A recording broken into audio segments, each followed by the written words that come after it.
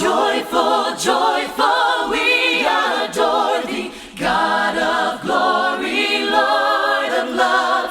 Hearts unfold like clouds before thee, opening to the sun above. Melt the clouds of sin and sadness, drive the dark of doubt away.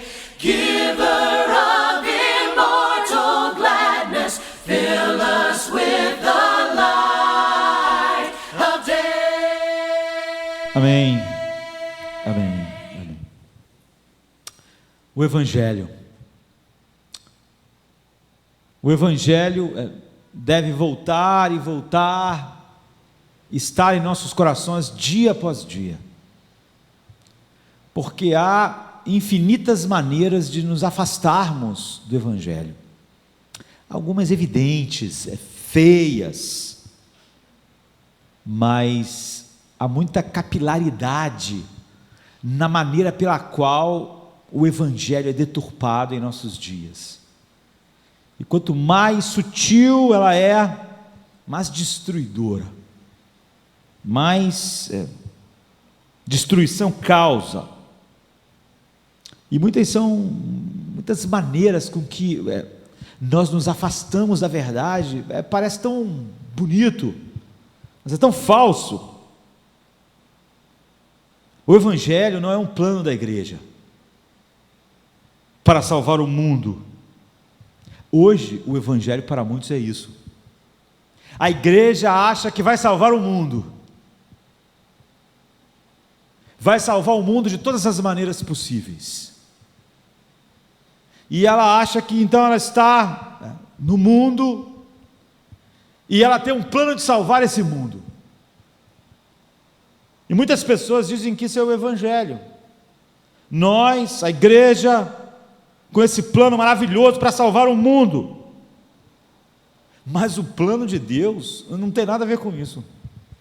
Isso é bonito. Grande parte das pessoas que estão atentas a outros erros abraçam isso como se fosse uma grande verdade do Evangelho. Mas o plano de Deus é salvar a igreja e não o mundo. Todo o plano de Deus é salvar a igreja que está no mundo, mas o mundo não tem nenhum plano para salvar o mundo. Sabe? A ideia de que o Evangelho é um plano da igreja para salvar o mundo é completamente diabólico, porque nos afasta do Evangelho. Eu diria que não existe nenhum plano de salvação para o mundo. Deus nunca fez. Quando nós falamos sobre o plano eterno de Deus, nós falamos sobre o plano de Deus de salvar a igreja. João 17:9, Jesus diz: eu rogo por eles, não rogo pelo mundo, mas por aqueles que do mundo tu me deste, porque eram teus e tu me destes. É por eles que eu rogo. Eu não rogo pelo mundo. Os salvos foram salvos desse mundo. Não há nenhum plano de salvação para o mundo. Isso é o Evangelho. Quando você tem Cristo, todo o resto é esterco. O Evangelho fala sobre morte, e não sobre fazer grandes coisas, mas nós queremos fazer grandes coisas. Nós queremos ter um destino messiânico. Nós olhamos para nós como salvadores do mundo, salvadores da sociedade. Mas isso é ter esquecido o Evangelho. O Evangelho não é sobre fazer grandes coisas. O Evangelho é sobre fazer a única coisa que vale a pena fazer e a única coisa pela qual vale a pena viver. O Evangelho é sobre viver para a glória de Deus. Jesus diz: por eles eu me santifico, por eles eu entrego a minha vida. Por quê? Porque eles eram teus. Essa é a razão. Porque tu é meu Pai amado, se eles eram teus e tu me deu eles, então eu faço todas essas coisas. Cristo não te salva, Cristo não me salva, de modo que daí em diante você possa fazer grandes coisas, você possa salvar o mundo, ou fazer uma coisa que o mundo acha maravilhosa. Cristo morreu para que você ficasse livre de viver para você mesmo e para qualquer outra coisa, para que você vivesse para Ele, para que você vivesse para Deus. 2 Coríntios 5,15 diz: Ele morreu para os que vivem não vivam mais para si mesmos, mas para aquele que por eles morreu e ressuscitou. Então, qual é o objetivo da morte de Cristo? É a exaltação de Cristo. Cristo morreu para que nós vivêssemos para a sua glória. Esse é o objetivo. O objetivo da salvação e da morte de Cristo é a exaltação de Cristo, que é a única coisa que exalta o Pai. E qual é a essência do pecado, do mundo, da vida do homem? É que ela não glorifica a Deus. Qual é a tragédia do dia de hoje? É que os homens viveram, comeram e beberam, não para a glória de Deus. Então Romanos 3,23 diz: porque todos pecaram, e destituídos estão da glória de Deus. Agora, quando nós achamos e fazemos do Evangelho o plano da igreja para salvar o mundo, e não o Evangelho o plano de Deus para salvar a igreja, Jesus na oração dele disse: rogo não só por esses, mas por aqueles que hão de crer, porque tu me deste eles. Não rogo pelo mundo. Quando nós falamos para o mundo que Deus tem um plano maravilhoso para a vida deles, que Deus quer que eles façam grandes coisas, o mundo ouve o que ele pode ouvir com sua mente carnal. Ele entende o seguinte: Deus quer que eu seja maravilhoso, Deus quer que eu seja incrível. Eu gosto disso. Esse é um bom evangelho. O evangelho vai salvar nosso mundo. Nós amamos esse mundo. Em Apocalipse diz que haverá um pranto e o mundo inteiro vai chorar, e o lamento é: caiu a grande Babilônia. Não se compra e não se vende mais no mundo. Todo o sistema de comprar, de ter, de obter, toda aquilo que João chamou de soberba da vida acabou. Acabou o mundo que os homens amavam. Então há um grande pranto no mundo inteiro, porque caiu o sistema mundial. A grande Babilônia. Não há nenhum plano para salvar o mundo. Mas quando você diz isso, Deus quer que você seja incrível, maravilhoso, o mundo gosta. Porque o mundo pensa: esse é o plano que eu também tenho para a minha vida. Eu quero ser maravilhoso e incrível. Eu quero ter um casamento maravilhoso, filhos inteligentes, filhos maravilhosos, saúde maravilhoso, emprego maravilhoso, sociedade maravilhosa, divertimento maravilhoso, dinheiro, tudo maravilhoso. Eu fazendo grandes coisas, eu tendo reconhecimento. Mas o Evangelho é sobre morte. Nós morremos com Cristo e ressuscitamos para uma nova vida. Nós na cruz de Cristo fomos crucificados para o mundo, e assim nós fomos salvos. O plano e o Evangelho é salvar a igreja, não salvar o mundo. Mas você vê, não é feio quando a gente imagina alguém dizendo que o Evangelho é o plano para salvar a igreja, salvando o mundo. Não parece uma heresia para nós? É agradável, é bonito, é relevante. Mas nós morremos com Cristo e fomos ressuscitados para uma nova vida, uma vida que não tem mais seus interesses nos velhos afetos e concupiscências da velha vida.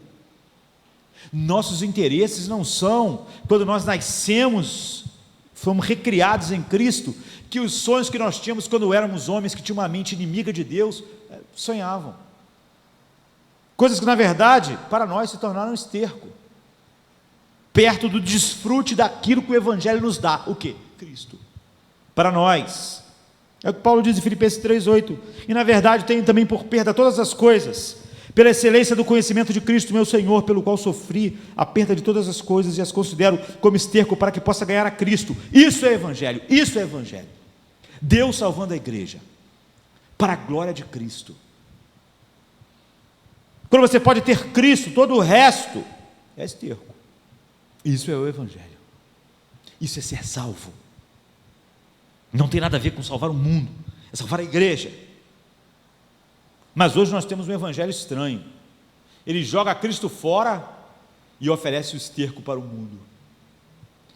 Oferece pilhas e pilhas de esterco, porque é isso que o mundo ama. E como a igreja acha que o plano, ela criou um plano de salvação para salvar o mundo, quando na verdade o plano de Deus é salvar a igreja, nós ficamos com a antítese do evangelho. Então o evangelho é sobre fazer a única coisa que vale a pena, viver para a glória de Deus. Mas isso não parece uma grande coisa para o mundo.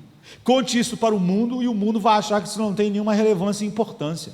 É sobre isso que é o evangelho. Essa é a mensagem. Ele morreu para os que vivem não vivam mais para si mesmos. Eles morram para si mesmos. Esse é o plano maravilhoso. Isso é ser a igreja.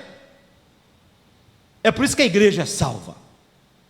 É por isso que ele disse: rogo por eles, não rogo pelo mundo. Esse é o plano de salvação. E é por isso que nós meditamos há um tempo atrás em Atos 20, quando Paulo fala: não me importa o que acontece comigo. Isso realmente não importa. Eu não conto nenhuma dessas coisas como preocupação, porque eu não considero a minha vida preciosa para mim mesmo.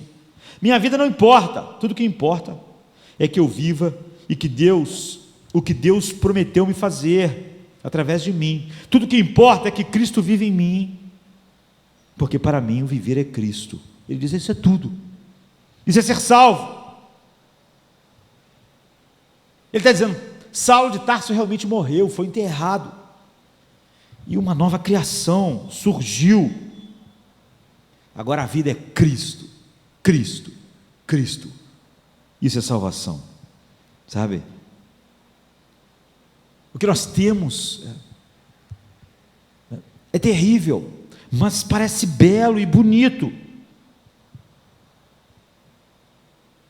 Nós temos muitas pessoas que dizem: não, Cristo é importante, mas isso para eles parece uma fé mofada, que não desperta paixão. Eles são motivados pela política, são motivados pelo crescimento da igreja, pelas preocupações relacionais, pelas preocupações sociais e similares.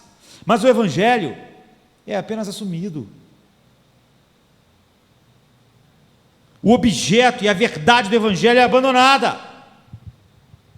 As pessoas dizem: não, nós cremos, mas as motivações podem ser compartilhadas com homens que nunca nasceram de novo. Por quê? Porque a motivação do coração, você pode até dar a mão. Qual é o seu projeto? Pode dar a mão, todo mundo. Quem nasceu de novo, com quem não nasceu de novo, com quem adora qualquer Deus, todos dando a mão com o mesmo propósito. Porque é óbvio que a motivação da vida não é a mesma da de Paulo. A motivação de Paulo não podia ser compartilhada com ninguém, a não ser com a igreja. Ninguém. A motivação de Paulo não podia ser compartilhada para o mundo, porque ele diz: para mim o viver é Cristo. Como é que o mundo vai dar a mão e ir junto nessa motivação? O mundo não pode abraçar a motivação do apóstolo Paulo: para mim Cristo é tudo. Como é que o mundo vai abraçar isso? Um espelho não pode ser nosso guia, sabe? Uma grande escritora americana, Flannery O'Connor, ela diz: uma literatura que espelha a sociedade é um guia inútil para ela. Se tudo que a igreja tem para mostrar ao mundo é um espelho que mostra a própria sociedade, ela é inútil, porque um espelho não pode ser seu guia. O evangelho que espelha a sociedade não é evangelho nenhum. O brado de Paulo: para mim o viver é Cristo, não é um espelho, porque não há nada no mundo parecido com isso. O brado de Paulo é um mapa apontando para a glória de Deus. E só quem é salvo, a igreja, pode ir atrás. É um mapa e não um espelho. O evangelho não é o plano da igreja para salvar o mundo. O Evangelho é o plano eterno de Deus para salvar a igreja, que foi dada a Cristo na eternidade. Então é por isso que Jesus diz: eu rogo por eles, não rogo pelo mundo, mas por aqueles que me deste do mundo, porque são teus. É por isso que Romanos 12:12 diz: e não sede conformados com este mundo. Eu não estou salvando o mundo, não estou mudando o mundo, estou mudando vocês, e vocês não podem se parecer com o mundo. Então o que a salvação faz? A salvação é radical, ela fala de luz e trevas, e é exatamente isso que incomoda, porque o Evangelho não fala em salvar o mundo, mas fala em pessoas que morrem para o mundo. E ele tem uma motivação, que ele é um mapa para a glória de Deus. Então Efésios 5, 7 e 8 diz: portanto, não sejais seus companheiros, porque noutro tempo vocês eram trevas, mas agora vocês são luz no Senhor, andai como filhos da luz. Isso é o Evangelho. Um homem, Deus salva a igreja, transformando homens em luz. Noutro tempo vocês eram trevas, mas agora sois luz no Senhor. Isso é um ensino extraordinário. Deus salva a igreja. Paulo está tratando de toda a nossa vida, toda essa paixão consumidora que ele tinha, sabe, em seu coração. Essa é uma agenda sem interesses para o mundo. Então, portanto, não sejais seus companheiros, porque no outro tempo vocês eram trevas, mas agora vocês são luz no Senhor, andai como filhos da luz. A Bíblia gosta muito de falar sobre trevas e luz, porque esse é o maior contraste possível. Não era possível achar algo tão diferente como trevas e luz. Você sequer pode misturar essas duas coisas. Trevas e luz são incompatíveis. É um argumento forte. A Bíblia está dizendo a diferença entre um cristão e o mundo é a mesma diferença que existe entre as trevas e a luz. Essa expressão é usada na Bíblia toda hora, o tempo todo, para mostrar a diferença. Jesus diz: eu sou a luz do mundo, e aquele que está em mim não anda nas trevas. É isso. Contudo, quando ele fala para nós, para a igreja, ele diz: vós sois a luz do mundo. Por quê? Porque vocês estão em mim, e porque eu sou tudo para vocês, e porque agora vocês têm a minha natureza, vocês são luz. Então ele continua dizendo: e se acende a candeia e se coloca debaixo do alqueire, diz ele, mas no velador, não debaixo do alqueire. E uma cidade edificada sobre um monte não pode ser escondida. João 8:12, Mateus 5:14, 15. Quando a Bíblia fala sobre Jesus vindo ao mundo, ele diz: a luz veio ao mundo, a luz verdadeira que ilumina todo homem. A Bíblia diz mais: nele estava a vida, e a vida era a luz dos homens. Diz mais: a luz resplandece nas trevas, e as trevas não a compreenderam. Essa é a característica do Evangelho, sabe, essa distinção radical.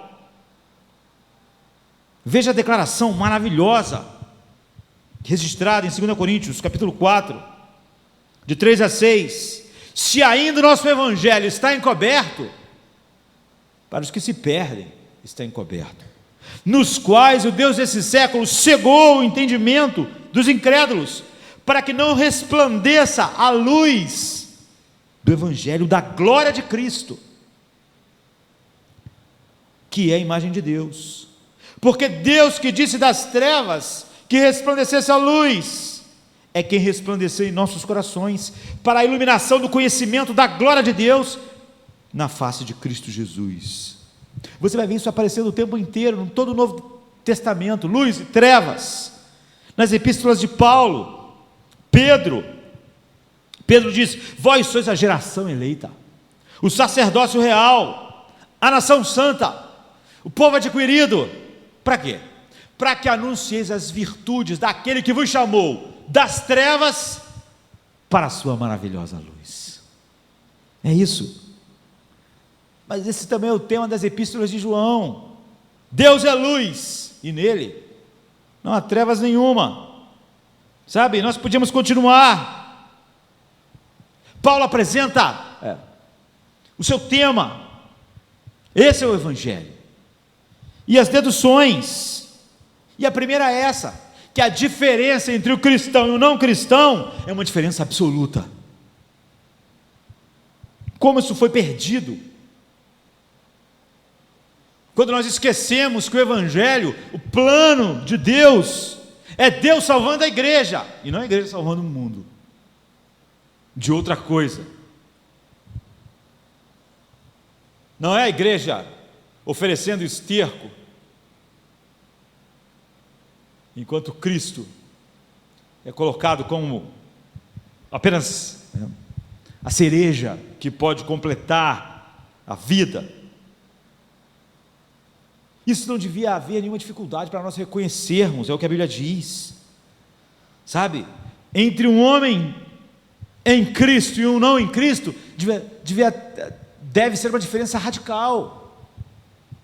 Luz e trevas.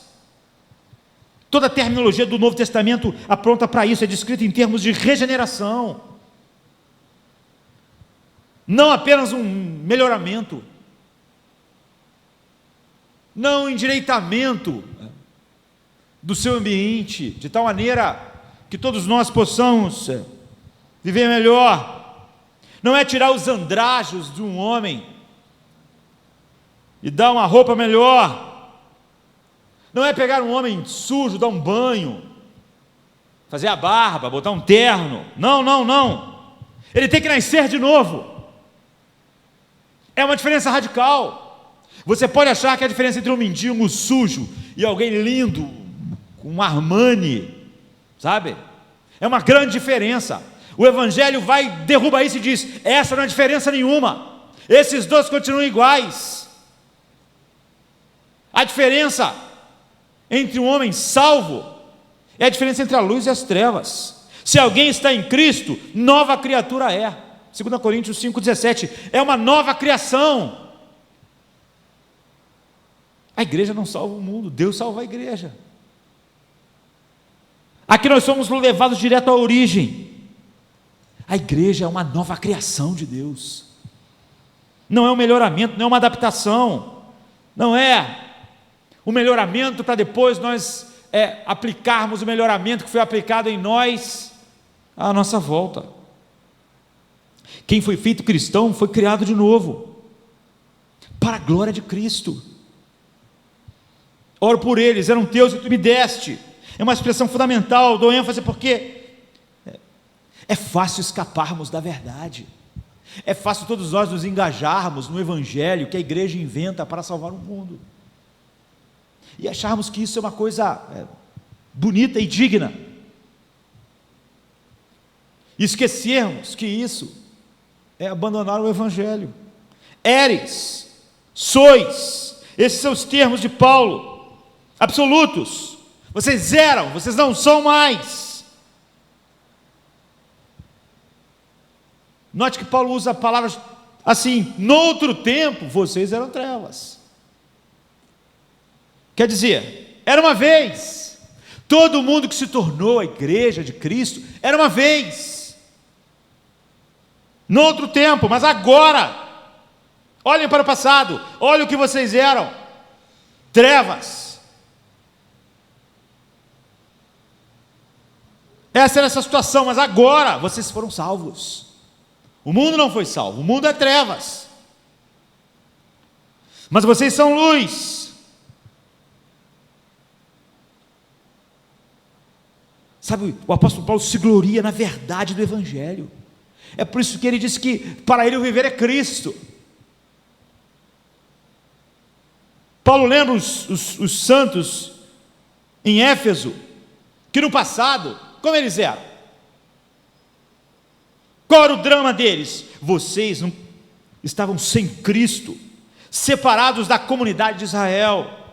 e estranho aos concertos das promessas, não tendo esperança e sem Deus no mundo. Mas agora, essa é a palavra, essa é a coisa maravilhosa, graças a Deus, vocês não estão mais, sabe? Mais adiante, ele diz: não sois estrangeiros, nem forasteiros, mas concidadãos dos santos e da família de Deus. Vocês eram, e vocês são, noutro tempo, mas agora, essa é a diferença entre ser cristão e não ser cristão.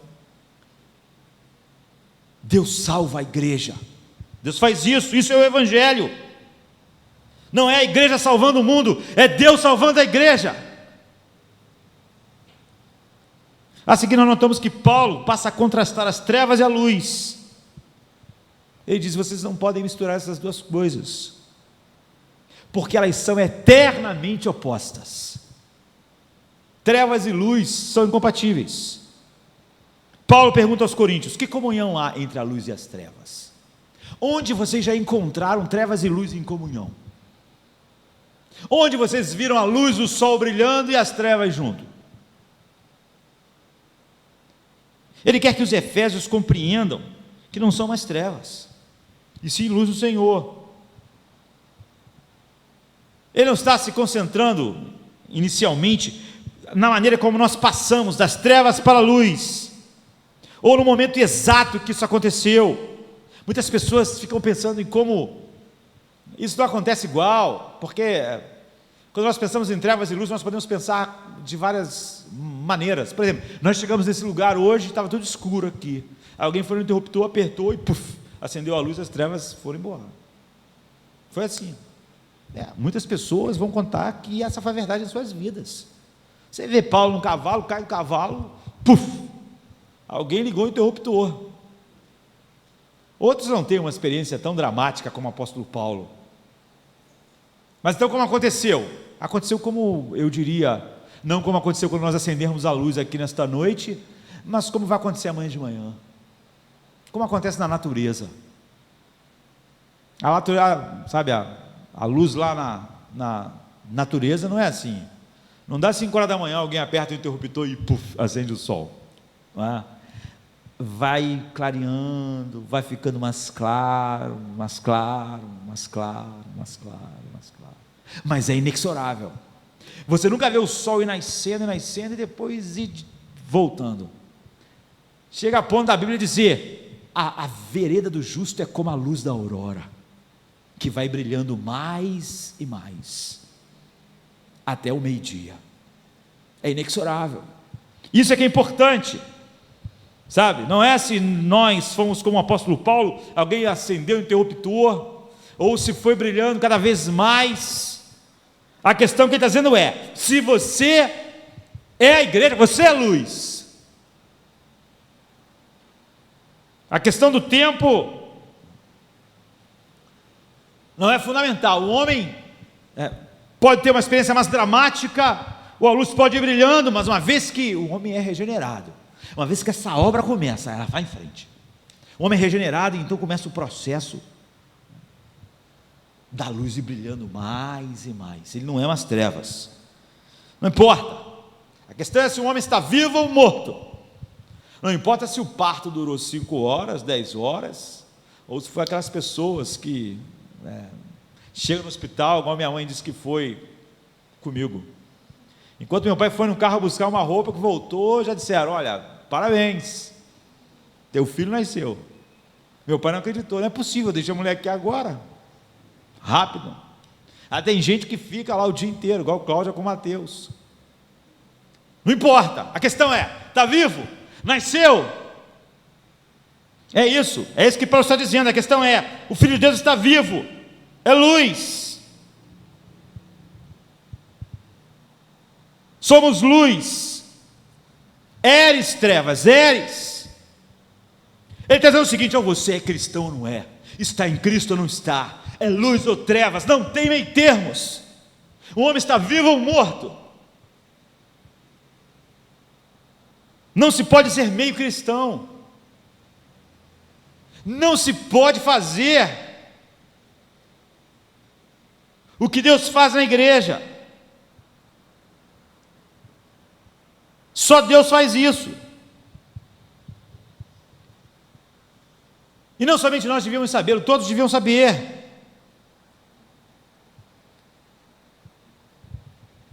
Porque essa é a verdade. A Bíblia diz em João 3,19: e a condenação do mundo é esta. O mundo está condenado. E qual é a condenação? Paulo está dizendo: vocês antes eram trevas, mas agora vocês são luz. E qual é a condenação do mundo? Que a luz vê o mundo, e os homens amaram mais as trevas do que a luz, porque seus corações são maus, suas obras eram mais. Então, através de todo o Novo Testamento, essa clara e marcante distinção entre a igreja e o mundo. Deus salvou a igreja, Deus salva a igreja, Deus vai continuar salvando a igreja. Não há plano de salvação para o mundo. Quando a igreja inventa, e quando a igreja acha que ela tem um plano de salvar o mundo, que ela é o Messias do mundo, ela não entendeu e já abandonou o Evangelho. Se alguém acha bonito ou não, se a intenção é boa ou não, pouco importa. Pouco importa. Toda a tragédia da igreja hoje é que ela perdeu a distinção do que é o Evangelho, do que Deus faz, e do que é a igreja e do que é o mundo. Nós acreditamos que alguém pode ser da igreja e do mundo ao mesmo tempo, pode ser meio luz, meio trevas, meio vivo, meio morto. Nós achamos que a igreja pode salvar o mundo, e até que na verdade esse é o chamado da igreja, que a igreja tem que estar empenhada em salvar o mundo. Os reformadores protestantes diziam que a igreja cristã tinha 3 marcas: a doutrina verdadeira, toda a verdade de Deus, as ordenanças administradas e a aplicação da disciplina. Contudo, se obscureceu tudo. Quando nós achamos que devemos salvar o mundo, aí nós já começamos a pensar que se alguém está fazendo bem à sociedade, já está meio caminho andado para o reino de Deus. Não pensamos em trevas e luz, pensamos com categorias do mundo. O homem vive uma vida correta, tem preocupações ecológicas, sociais, humanitárias. Paulo está insistindo nesse ponto: eres trevas, sois, noutro tempo, é isso. Agora, Cristo é tudo. Agora o viver é Cristo. Essa é a agenda. A questão é: estamos na luz do Senhor? Se somos recém-nascidos, se o nosso nascimento foi uma explosão de luz, ou se foi brilhando a luz. O importante é isso que o apóstolo Paulo pressiona: examine a diferença essencial da natureza do cristão e do incrédulo. Um é luz e outro é trevas. Noutro tempo eres trevas, mas agora sois luz do Senhor. Houve um tempo, isso é que nós devemos pensar. Ele não diz: não houve um tempo que vocês estavam nas trevas. Não, isso era terrível já. Mas ele diz algo pior: vocês eram trevas. Não era só uma questão de jogar luz no lugar escuro. Vocês eram as próprias trevas. Não era que vocês estavam no lugar escuro, vocês eram a escuridão.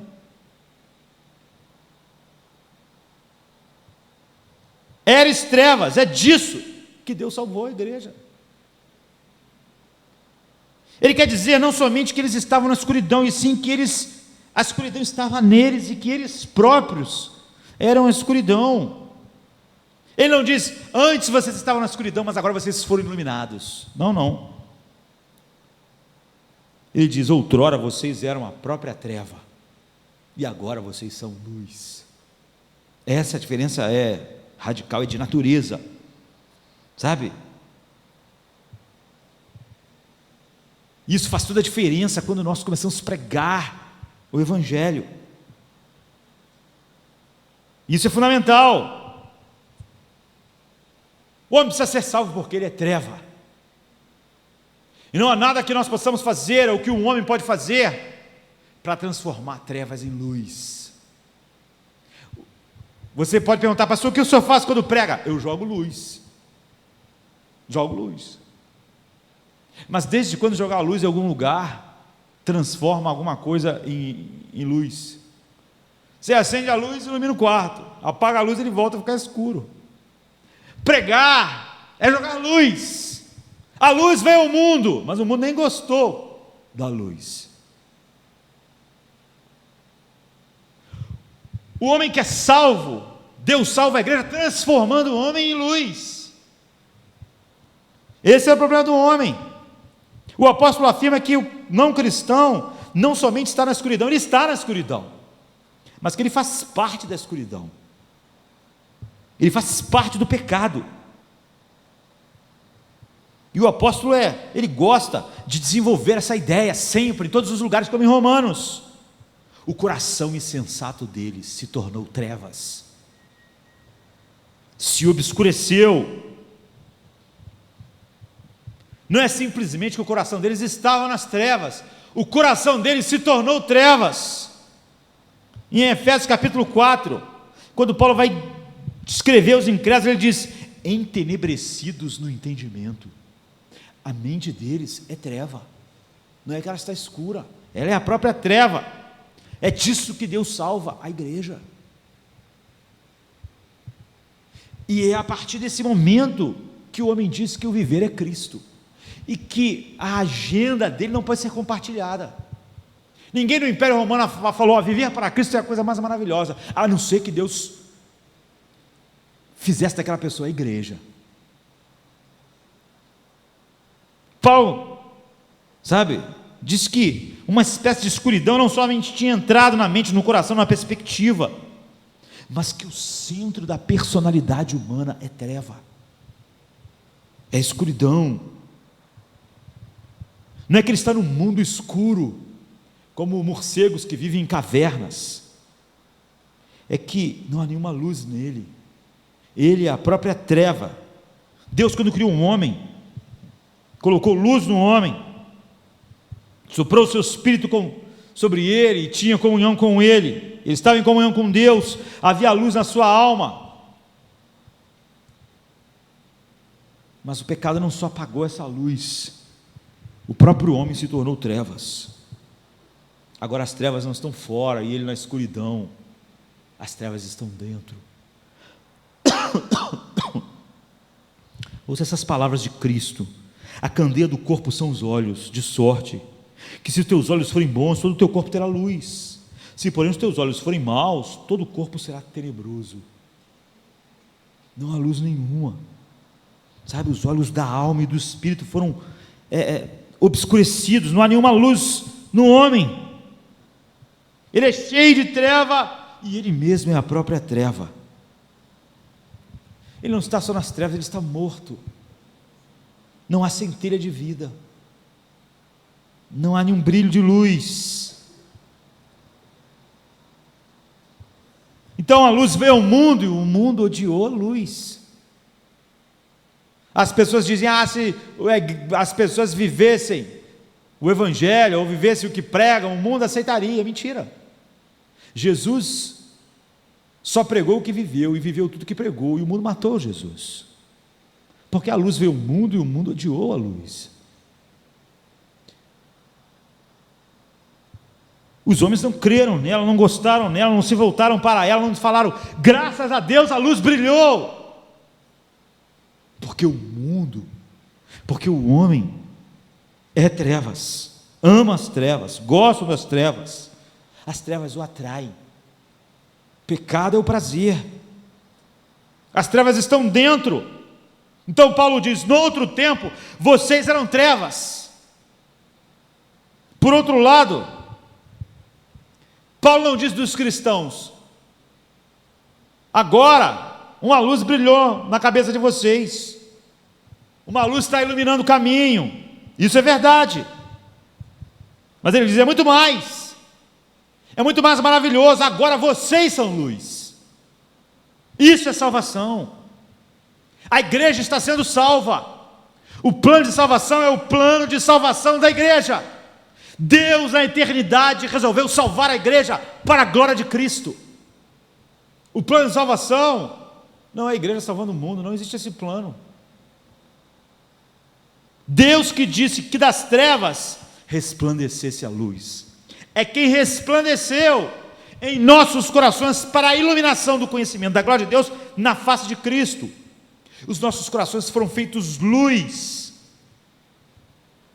No Salmo 97:11 diz: a luz semeia-se para o justo. Portanto, o cristão não é simplesmente um homem que tem olhos do seu entendimento iluminados. Ele tem isso, mas ele tem mais. Seus olhos foram feitos bons, e como consequência lógica, todo o seu corpo está cheio de luz. E Deus transformou a sua natureza. E agora Ele mesmo é luz. O cristão é alguém que foi transformado, é cheio de luz, Ele é luz. Por que isso é importante? Porque isso é fundamental. Porque essa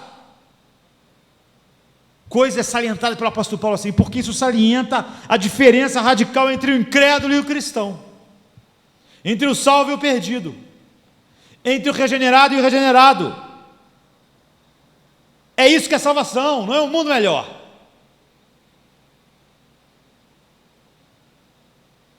Não é uma sociedade que é mais ou menos isso. Isso é salvação. É o homem ser transformado de trevas em luz. Esse é o plano de salvação. É isso que Deus está fazendo, salvando a sua igreja. Isso nos mostra a mudança pela qual o homem passa quando se torna cristão. É a mudança mais profunda do mundo. Paulo está dizendo aqui, o mesmo Deus que gritou lá no início, para que das trevas nascesse a luz, haja luz, foi quem brilhou em nossos corações. Esse mesmo poder, isso afetou o centro vital do nosso ser, a sede da nossa personalidade, nosso coração, nossos afetos, tudo virou luz. Essa é uma verdade de tremenda importância, no que se refere também à evangelização. Sabe, nós não acreditamos na capacidade humana de se transformar de trevas em luz. Vocês eram trevas, as trevas odeiam a luz, mas muitas pessoas pensam que se nós acharmos maneiras criativas de mostrar às pessoas o Evangelho, elas podem crer. É porque aquelas pessoas estão pensando que o plano da igreja é o plano de salvação do mundo. Eles esqueceram o Evangelho. Não, você pode apresentar a verdade com clareza. Você não precisa de artifícios. É isso que a pregação faz. Ela expõe a luz. É isso que Cristo fez. A luz brilhou nas trevas. A luz veio ao mundo, e o mundo odiou. A ideia de que o homem tem capacidade, dependendo da maneira com que a gente use o método para que ele venha para o Evangelho, é a negação do Evangelho, porque essa é a condenação do mundo. A condenação é essa, que a luz veio ao mundo e os homens amaram mais as trevas do que a luz. Por que suas obras eram mais? Porque eles mesmos eram trevas. Trevas dentro, trevas fora. Isso é outra maneira de dizer, a natureza do homem é má. Ele odeia a luz. Não mantém a santidade diante dele e acha que ele vai gostar. A santidade de Deus é o fim da diversão para o mundo, para as trevas, porque é luz.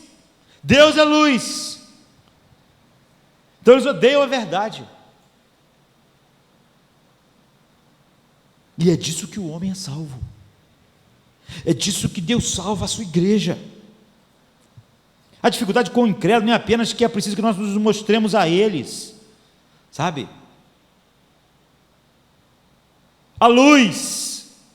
A dificuldade é que ele tem que se tornar de trevas em luz, de morto em vivo.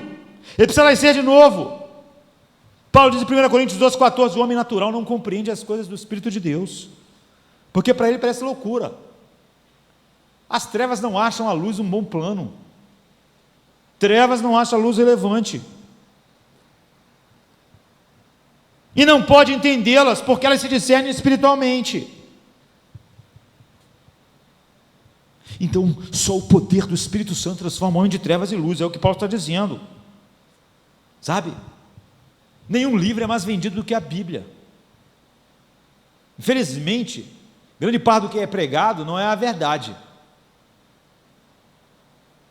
Há heresias absurdas, e há outras mais sutis como essa, de que a função da igreja é salvar o mundo. Ou outras coisas que o mundo possa achar interessante. Mas nunca a Bíblia deixou de ser vendida aos milhões. E livros falando sobre a verdade. E a educação. Nunca houve um mundo tão educado, com tantas pessoas alfabetizadas, com acesso à leitura. Apesar de você achar que pode haver muitas pessoas que ainda não foram alfabetizadas, nunca em nenhuma outra época da história o mundo foi tão alfabetizado. Mas isso não mudou nada ao mundo. Nem a Bíblia ser o livro mais vendido, nem as pessoas poderem ler. O pai desse tipo de evangelização que acha que se você mostrar a verdade, ou deturpar, ou achar um meio mais mundano, contanto que toca o coração do homem, foi um homem chamado Charles Finney, que nós conhecemos. Mas ele não acreditava no pecado original. Ele não acreditava no que Paulo está dizendo, eres trevas, não acreditava nisso. Ele acreditava que o homem é neutro. Ele não acreditava em nenhuma das doutrinas sobre o homem, sobre a sua tragédia. Contudo, o homem não pode, eles são trevas. Você pode manter a luz diante deles. Paulo diz, o príncipe desse mundo cegou os homens, e eles mesmos são trevas. Aí você pode dizer, então como é que nós cremos? Como é que a igreja crê? Paulo diz, Deus nos revelou. Deus é quem brilhou em nossos corações, através da pregação da verdade, mas não do jorrar simplesmente da verdade externa, que é a pregação da verdade, nada mais é do que o chamado geral. Não, ele diz, pelo seu Espírito, porque o Espírito penetra todas as coisas, ainda as profundezas de Deus. 1 Coríntios 2,10. O Espírito e a palavra foi pregada, a luz externa, e o Espírito veio e transformou a natureza que era trevas em luz. Antes eres trevas, mas agora sois luz no Senhor. É o que nós meditamos outro dia, não é? Como aconteceu com Lídia, como está em Atos 16,14, o Senhor lhe abriu o coração para que estivesse atenta ao que Paulo dizia. Deus brilhou em seu coração. Essa é a dependência total que nós temos do Espírito de Deus. Eis a missão da igreja, e não a outra. A missão da igreja é essa, porque Deus vai salvar a igreja, transformando homens de trevas em luz. Não há salvação para o mundo. A condenação do mundo é exatamente que a luz veio ao mundo e o homem amou as trevas. Não há plano de salvação para o mundo. É fútil. E é por isso que João 17,20, Jesus diz, eu não rogo, completando o que ele já tinha dito, eu não rogo pelo mundo, eu rogo por aqueles que me deste. No 20 ele diz, e não rogo somente por estes, mas também por aqueles que pela tua palavra hão de crer em mim. É isso. E ainda outro fator que opera para produzir essa mudança, sabe, que explica a diferença. No outro tempo eres trevas, mas agora sois luz no Senhor. Isso é fundamental. Tudo é no Senhor. para o Senhor. Por isso que Cristo é tudo, por isso que o viver é Cristo, por isso que tudo mais é esterco, por isso que o verdadeiro evangelho não oferece esterco ao mundo enquanto esconde Cristo, por isso que ele não está tentando salvar o mundo, porque Cristo morreu para a manifestação da glória de Cristo, para a manifestação do Pai na sua face. Tudo é no Senhor, não há nada que não seja nele. Jesus é o Senhor, Ele é Cristo, é o alfa e o ômega, o princípio e o fim, Ele é tudo. Todo o evangelho aponta para Ele e é sobre Ele, não há nada fora dele, tudo está nele, para que Cristo seja tudo em todos. Isso é salvação. Cristo é tudo em todos na igreja, não no mundo. Você, quando tem paradigmas que o mundo inteiro pode abraçar, isso não é o evangelho. O evangelho é para mim, o viver é Cristo, e as trevas não podem abraçar esse paradigma, e essa é a salvação, sabe? E na segunda epístola aos Coríntios, Paulo diz: no outro tempo éramos trevas, e como nós nos transformamos? Deus que disse que das trevas resplandecesse a luz. Foi assim, é assim que eu me tornei cristão. Não foi uma estratégia. Deus teve que gritar na minha escuridão: haja luz, para que minha natureza fosse transformada. Deus que disse que das trevas resplandecesse a luz, é quem resplandeceu em nossos corações. Ele não somente nos colocou numa atmosfera de luz, Ele resplandeceu lá em nossos corações, para que nós fôssemos luz. Para quê? Para a iluminação, para a revelação da luz, do conhecimento da glória de Deus na face de Cristo, para que o viver fosse Cristo e o morrer fosse ganho, para que nós pudéssemos dizer: não mais vivo eu, mas Cristo vive em mim. Essa é a salvação, esse é o plano de salvação. Deus salva a igreja, sabe, como Paulo andando na estrada de Damasco, respirando ódio pela igreja. As pessoas dizem: os cristãos, se fossem bons, os cristãos naquela época eram muito bons, mas Paulo não amou eles, Paulo odiou eles, e moralmente Paulo também era um cara que a sociedade achava que era um cara do bem, um cara correto, mas havia nele trevas. Paulo era trevas, antes nós éramos trevas, ele respirava ameaça, não havia nada que ele pudesse olhar para a luz. É óbvio que se você dissesse para Paulo que o evangelho era todas aquelas coisas que ele já acreditava como fariseu, ele poderia... Então, a luz invadiu Paulo, e ele viu isso. Quem é esse Senhor? Ele que disse que das trevas resplandecesse a luz, é quem brilhou em nós.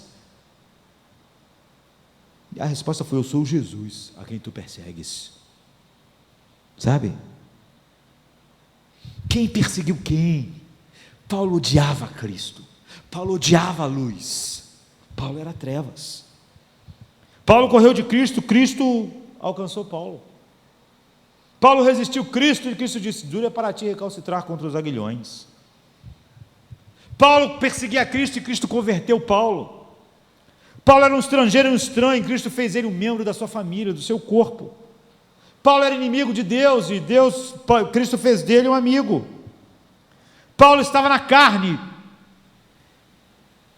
e Cristo fez ele ressuscitar, fez ele uma nova criatura. Paulo odiava a igreja, agora Paulo vivia para chamar a igreja de Cristo, que estava no mundo.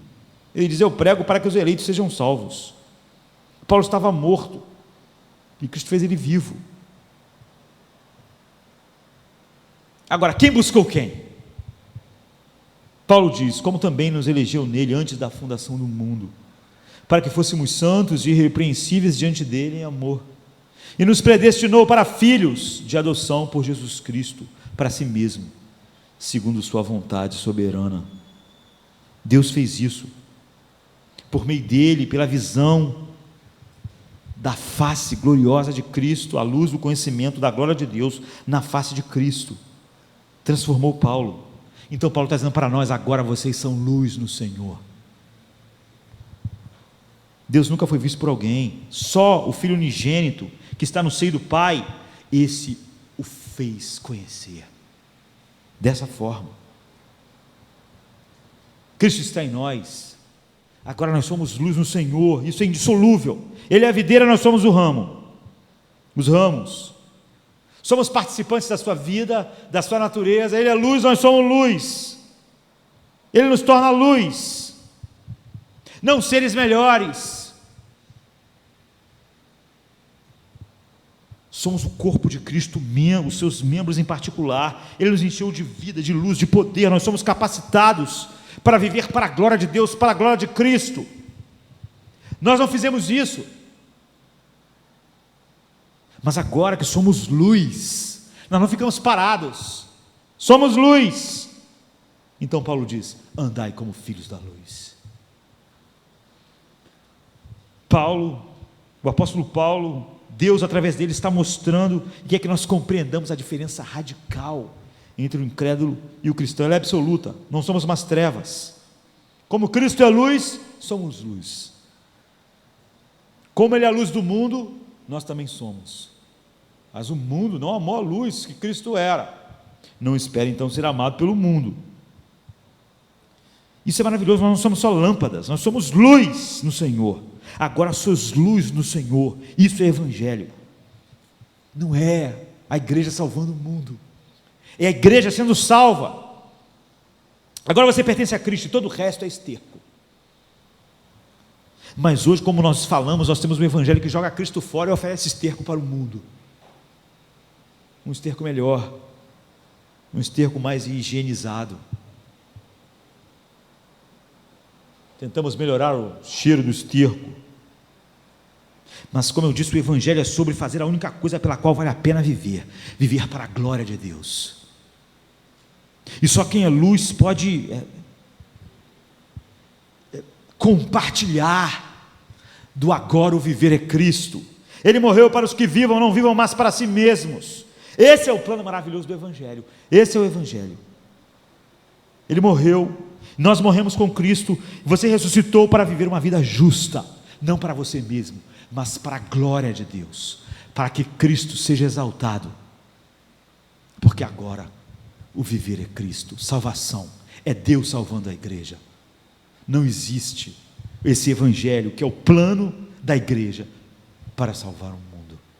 Eres trevas, agora sois luz no Senhor. Andai como filhos da luz. Amém, queridos? Vamos ficar de pé, vamos orar. Mortals join the mighty chorus, which the morning stars began. Father love is reigning o'er us, brother love binds man to man. Ever singing march we onward,